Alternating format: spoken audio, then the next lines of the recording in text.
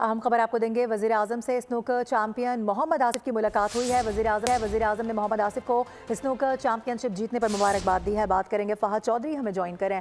फ़हद, क्या रहा मुलाकात का हाल?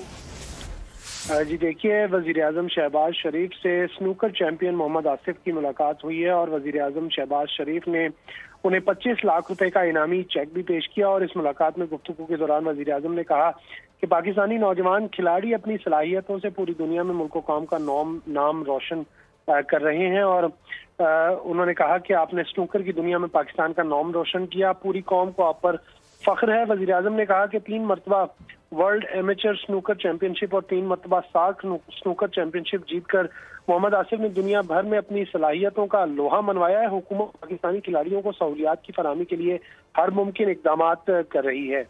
जी ठीक है फ़हद, बहुत शुक्रिया आपका डिटेल्स के लिए।